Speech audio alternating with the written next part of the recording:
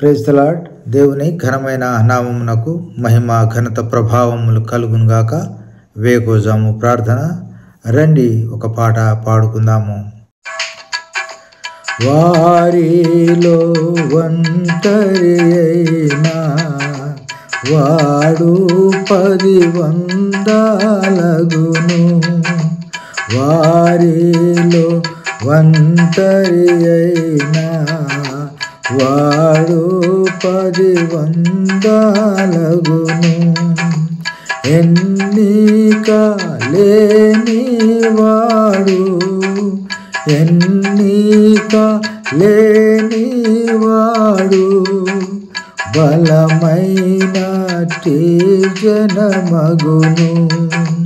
బలమైనటి జనమగును. లెమ్ము తేజరిల్లుము నీకు వెలుగు వచ్చియున్నది.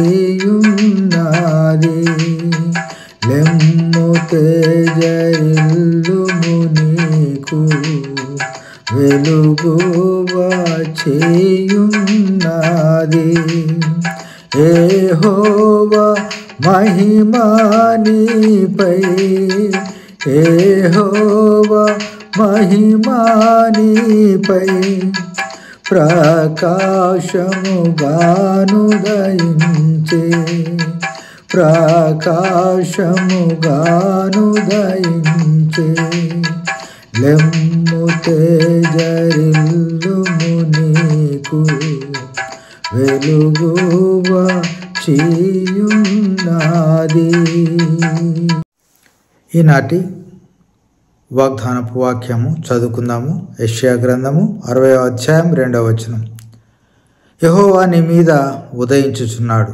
ప్రభునందు ప్రియమైన దేవుని ప్రజలారా, ఈ వేకోజామున మీ అందరికీ వందనములు శుభములు తెలియజేస్తూ ఉన్నాను.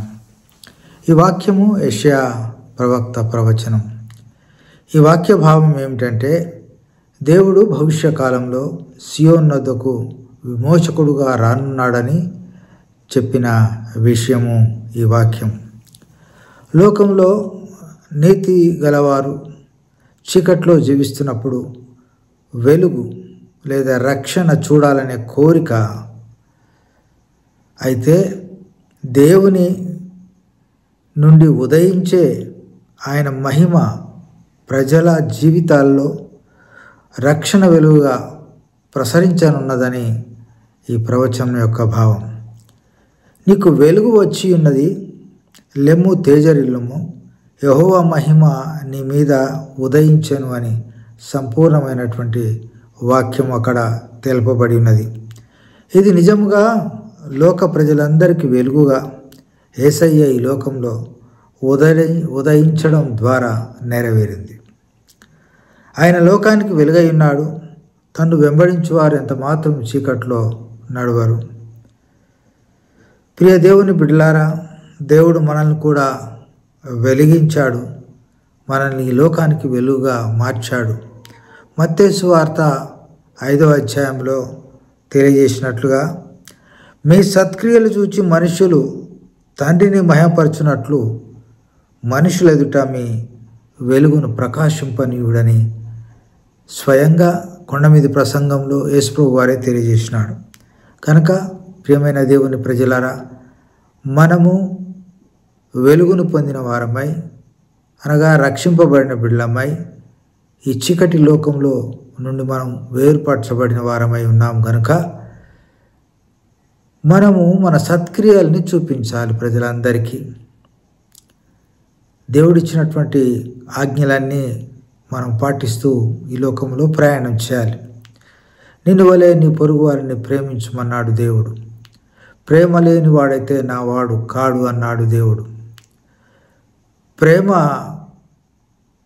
సమరయుని ప్రేమ లాంటి ప్రేమ చూపించాలన్నాడు.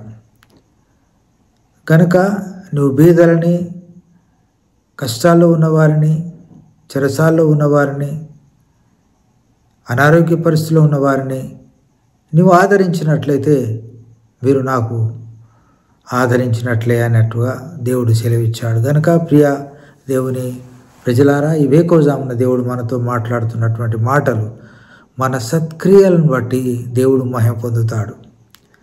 కాబట్టి మనం సత్క్రియలు చేయడంలో ఆసక్తి కలిగి ఉందాం. సత్క్రియలు చేయడం ద్వారా దేవుడు మహిమ పొందుతాడనేటువంటి ఒక స్పృహ మనలో ఉన్నట్లయితే మనం ఈ లోకానికి మేలు చేసే వారంగా ఉంటాం. ఈ లోకాన్ని ఉద్ధరించే వారంగా ఉంటాం.